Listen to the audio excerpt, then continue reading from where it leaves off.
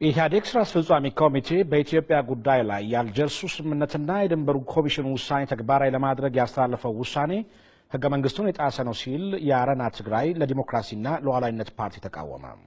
ውሳኔውን ተከትሎ ፓርቲው ያስተባበረው የተቃውሞ ሰልፍ በመቀሌ ከተማ ተደርጓል። በዚህም ሰልፍ መሬታችንና ህዝባችንን አሳልፈን አንሰጥም፣ በሉዓላዊነታችን አንደራደርም፣ የኢህአዲግ ውሳኔ ህገ መንግስቱን የሚጥስ ነው፣ እንዲሁም ውሳኔው ኢፍትሐዊ ነው የሚሉ መፈክሮች በሰልፉ ተደምጠዋል። 25 ኪሎ ሜትር የተባበሩ መንግስታት የሰላም አስከባሪ ኃይል በኤርትራ መሬት ይቆያል ነው የሚለው። ይሄ ደግሞ የሻዕቢያ መንግስት ከዓመታት በፊት ደብዳቤ ጽፎ አባሮታል። በፈረሰ ህግ ለምንድን ነው ኢትዮጵያ የምትተዳደረው ወይም ለማክበር የምትገደደው? ሁለተኛ ነገር ህዝባችን ሉዓላዊ መሬታችን በሺ የሚቆጠር ኢትዮጵያዊ የወደቀበት መሬት ነው እንደ ቀልድ እየተሰጠ ያለው። ስለ ሰላም ተብሎ የሚሰጥ መሬት አለ እንዴ?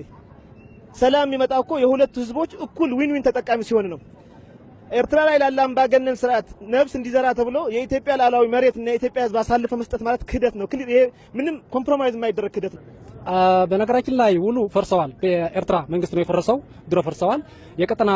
የሰላም ቀጠና ነበረ 25 ኪሎ ሜትር በዛ የነበረው በሻዕቢያ መንግስት ፈርሰዋል በድሮም እና የኛ መንግስት እሱን ይዞ ነው መሄድ የነበረበት እንጂ የፈረሰን ውል ይዞ ህዝብን አሳልፎ ለመሸጥ መሆን የነበረበትን አልነበረበትም። ስለዚህ ስህተት ነው።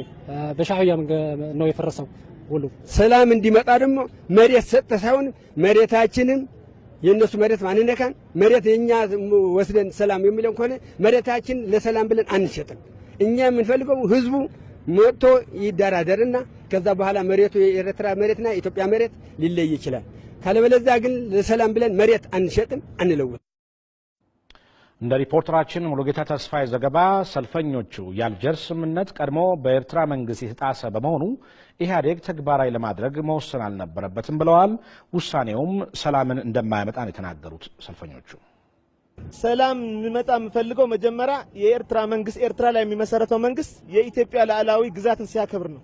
እኛም የኤርትራ ሉዓላዊ ግዛት ስናከብር ነው እንጂ ኤርትራውያን ስለጠየቁ ብቻ ወይም የወረሩትን ኃይል ያውን በጦርነት አሸንፈን መልሶ መስጠት ማለት የህዝቡን ሞራል ከመጉዳት አልፎ የሚመጣ ሰላም የለም። ሰላም እኮ ዊን ዊን ነው።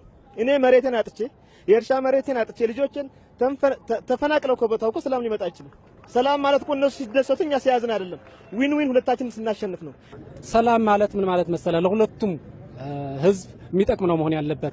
አንዱ ተጎድተው አንዱ ከተሰጠ ሰላም ማለት አይደለም። መሬት ነው፣ መሬት ሰጠ ሰላም አይመጣም። ስለዚህ ተነጋግረህ ለሁለቱም የሚጠቅም በዛ አካባቢ የሚኖሩ ህዝቦች ተነጋግረውና እነሱ ተስማምተው ነው ወደ ሰላም መምጣት ያለባቸው እንጂ ስልጣን ላይ ያለው መንግስት ለህዝቡ በማዶ ሆኖ መወሰን ያለበትም። ስለዚህ መሬት ላይ ወርደህ ህዝቡ አነጋግረህ ህዝቡ የሚመቸውን የወሰኑን ህዝብ የተስማማ በዚህ መሰረት ነው ሰላም መምጣት ያለበት።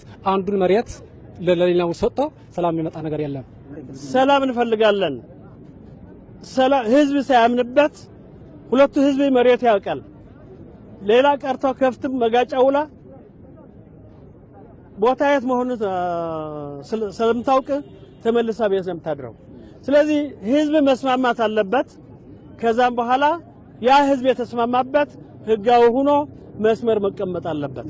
ካለበለዚያ በላይ ሆነ በአየር ፎቶግራፍ አንስ ያነሳው በጉባኤ ሆነ ለሌላ ተንኮል ህወሓት ይሄንን የህዝብን አገርና ህዝብ መሸጡ ትልቅ ክህደትና ጥልመት ነው። የውጭ ዜና